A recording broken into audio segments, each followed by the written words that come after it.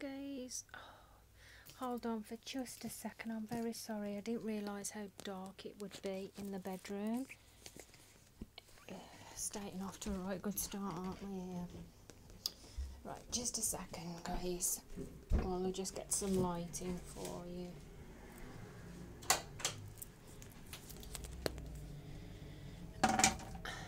Well, that's a bit better, isn't it? Yeah, I didn't think I was going to get it as good then. Right guys, this is different from a normal video that I usually do. I usually do a makeup video or I do a flash tube. Well, today I just want to say thank you to Booktube number 2. This is the second Booktube that I've done. I do apologise about the actual location that I'm in, but the problem is I can't get the lighting in the bedroom at the minute, and downstairs my children are actually awake at the minute, so we're gonna have to go with what we've got. So yes, I've got a finish, I've got a current read that I'm doing, and I've got 3 new books that I've actually recently bought. A little bit of a haul. Shut that door a minute. Right, the book that I've actually finished, my finished book, yes, I have actually finished it, guys, by Stephen King. This has took me, excuse me a minute, this has took me so long to actually read. It took me a couple of months. I started it last year. The date last year I can't quite remember. I think I started this about a week, 2 weeks after the actual remake of the film came out, because I'd seen it quite a few times, the Stephen King book. I've seen numerous amounts of different covers that they actually do for it. And what actually turned me off about the book was the actual thickness of it, because I've never read a book that thick, and oh my god, look at that guys. This book is 1166 pages, so that goes to show how much of a thick book it is. So I have been intrigued in the past, and to be honest, I was not brave enough to actually pick it up. I thought that is too big for me. But like I said, I recently watched the remake of it, and I actually watched the original It movie as well. Technically, the original It movie is not a movie, it's a series. It was a short series in 2 parts, but it's like a long movie. But yes, I saw this in my local Sainsbury's and it was $3.99, and I was very intrigued to actually read it, so I actually went through it. I must admit, it is not for the faint-hearted. Not that it's scary. It's not, to me, it's not scary. To others, it may be. If you're into horror, if you like real horror books and that, then yeah, go for it.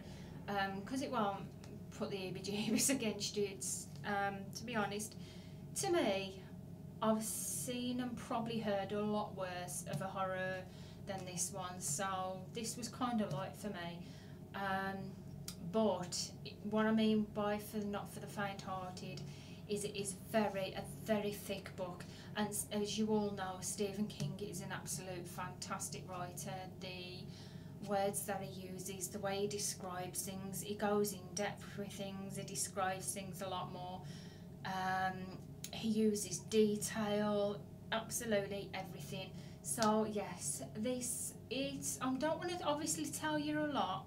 A few of you might know this Stephen King film, a few of you obviously might have read the book, but I don't want to spoil it for you if you haven't read the book. So I'm going to read the back of it and tell you what my thoughts are. So the back of it says, no major motion picture, which it was before, we've always known that. It says, Derry, Maine is just an ordinary town, familiar, well ordered for the most part, a good place to live. It is a group of children who see and feel that makes Derry so horrible different. In the storm drains, in the sewers, it lurks, taking on the shape of every nightmare, each one's deepish dread. Sometimes it appears as an evil clown named Pennywise, and sometimes it reaches up, seizing terror, killing. Time passes and the children go up, move away and forget, until they are called back one more to confront it, as it stirs and coils in the sullen depths of their memories, emerging again to make their past nightmare a terrible present reality.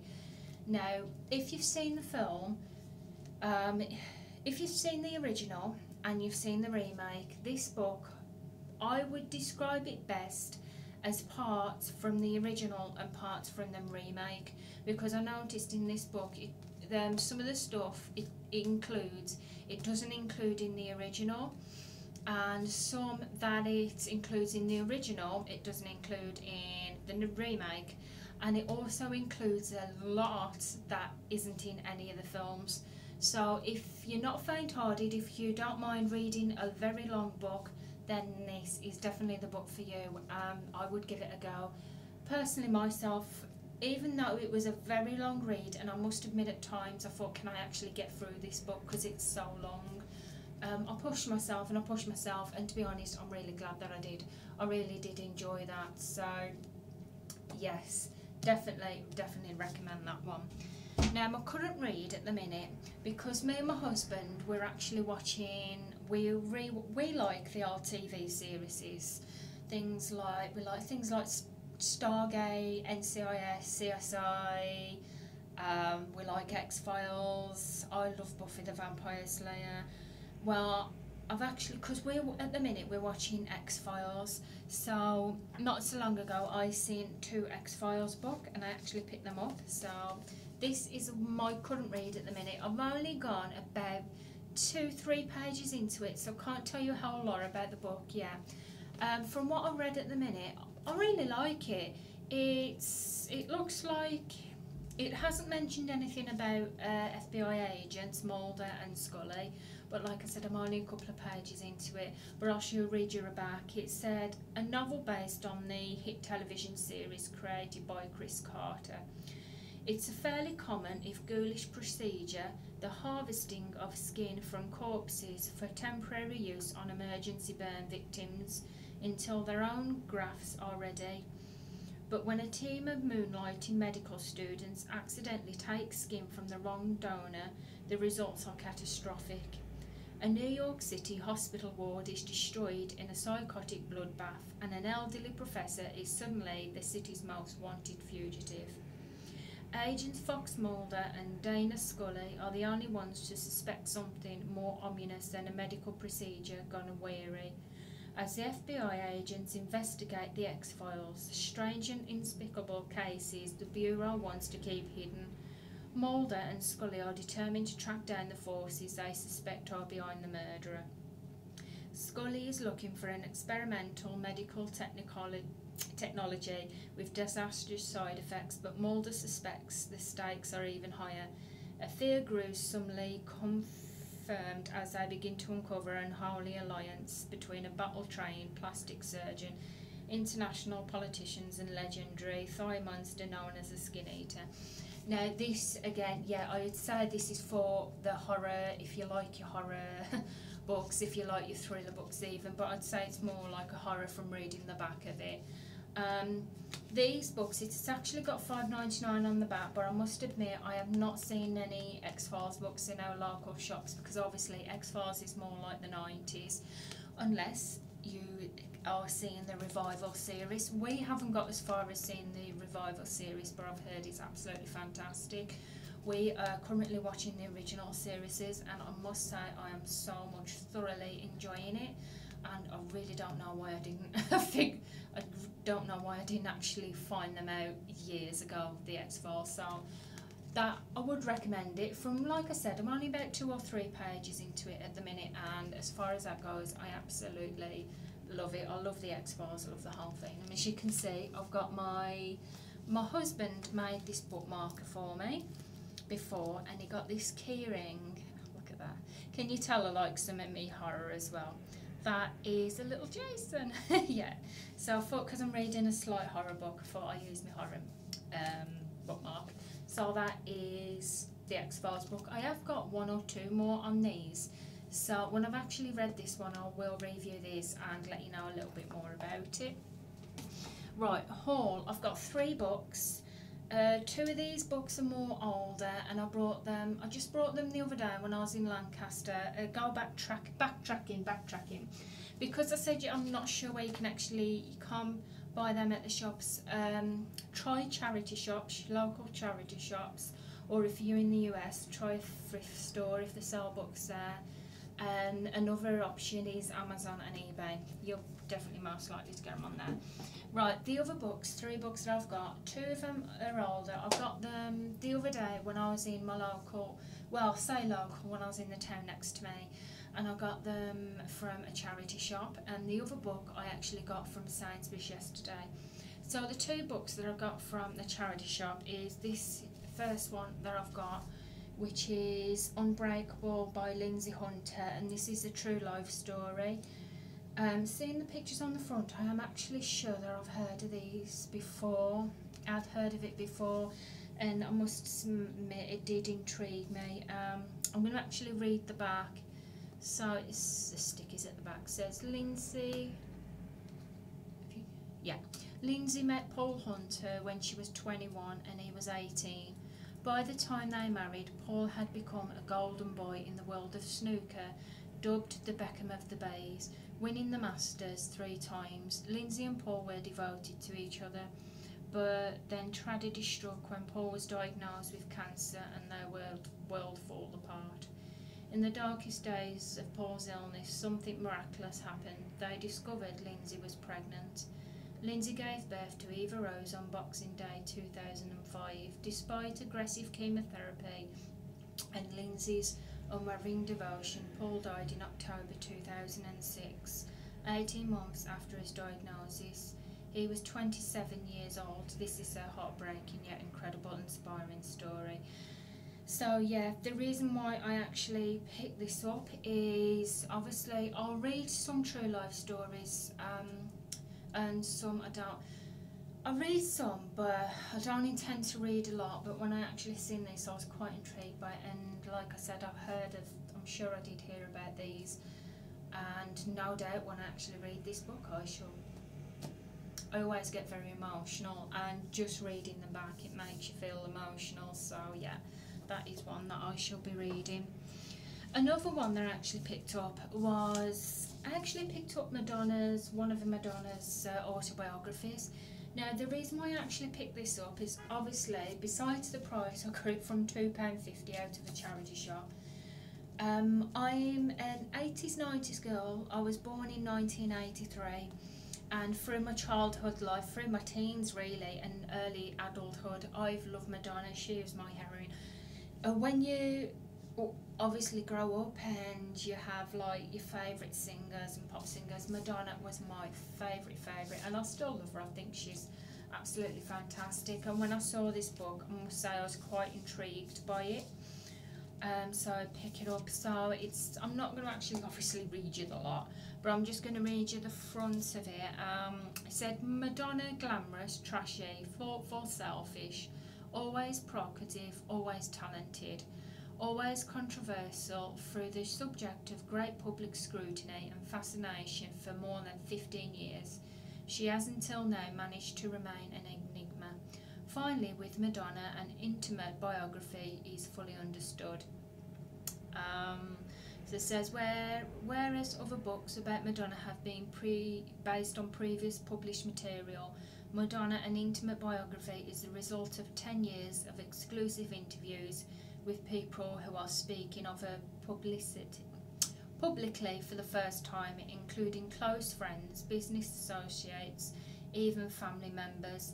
Best-selling author J. Randy Taraborelli, and please excuse me if I hope I've said that right, has also interviewed the star herself on numerous occasions, and he draws on these first-hand experiences to bring Madonna to life as not merely as a sensational tabloid delight, but as a flesh and blood and woman with human foibles and weakness, as well as great strengths and ambitions.